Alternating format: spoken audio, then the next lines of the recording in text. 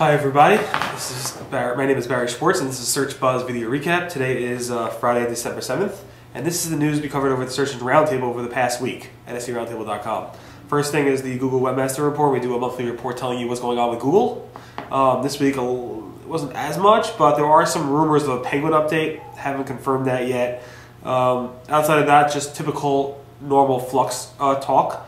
We always go through the past month of the most important changes over at Google, including the Panda update, including the image update, including the new top-down navigation going global, how Google responds to receipt reconsideration requests, and a lot more. So if you want that information, we have a post about that on December 4th at seroundtable.com.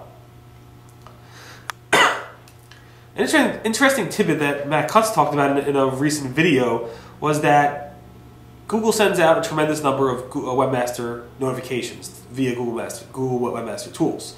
And he said there was a misconception that most of those Webmaster tools notifications are link related. They're not. Matt Cutts said they're black hat related.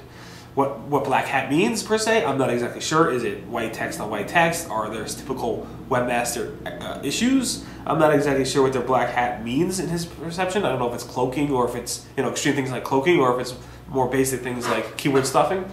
But I would assume it's also keyword stuffing related stuff. That being said, only 3% of the emails that were sent out, the notifications that were sent out, were link related.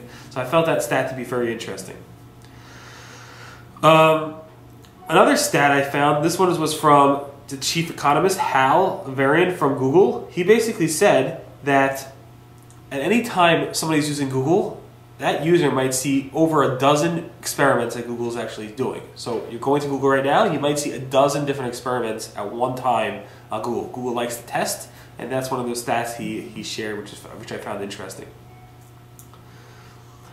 Google's John Mueller went ahead and said that invalid URLs generally do not hurt your rankings, your search rankings. Of course, if your internal navigation is all messed up and you have a lot of 404s and the search engine cannot get to your pages, that's an obvious issue. But overall, if you do have broken links on your site, you have 404s, that's typical of any website, and they don't necessarily hurt your overall website from ranking well. John Mueller also said that they're revamping Google's Webmaster Tools notifications. He said this in response to somebody who asked a question, and it wasn't really it was like basically an afterthought.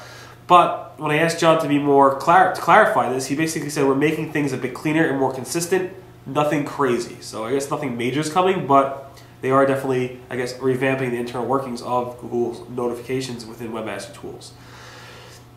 This week we also reported another report of Google Images updating. More people are saying that they noticed a Google Image update. I'm not sure if it's related to the one we reported last week, but it's definitely something going on with Google Image Search.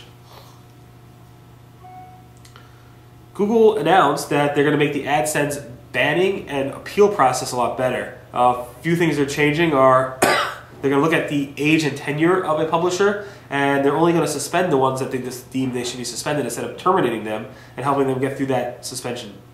They also improved their appeals forum. They also are going to provide more clarity and transparency on reasons for invalid activity to the publisher. They expanded their AdSense Academy and they launched a new series of videos on that specific topic. AdSense has added arrows to not just the mobile ads, which we discussed a few months ago, but also to the desktop ads. Now they're big arrows on the ads. I guess that's going to help increase click-through rates, I would think. Also, Google has introduced site-level blocking. So now if you want to block an ad across your network, like if you wanted to block an ad, you have to block it across all sites. Now you can do it specific to specific sites. We have more about that on December 3rd if you want to know how that works.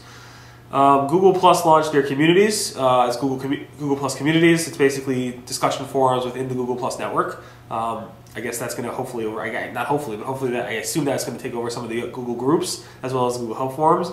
And finally, this Sunday was the 9th anniversary of the blog and me covering search in general. So it's been 9 years of me covering search. Some cool stats. It's basically 28% of my life.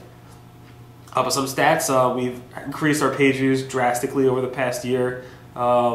We've posted a tremendous number of content. We have 1,600 stories in the past year, 50 videos, 50 plus videos, these things I'm doing right now, and 15,000 plus real comments.